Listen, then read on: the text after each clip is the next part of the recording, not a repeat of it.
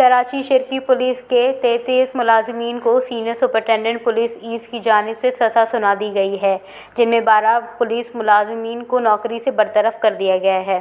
S S P asset سید عبدالرحیم شیرازی کے مطابق غیر حاضری اور دیگر مختلف الزامات کے پولیس افسران اور ملازمین کے خلاف تحقیقات کی گئی تھی۔ محکماتی کارروائیاں کرتے ہوئے 12 پولیس افسران اور نوجوانوں کو برطرف کیا گیا ہے۔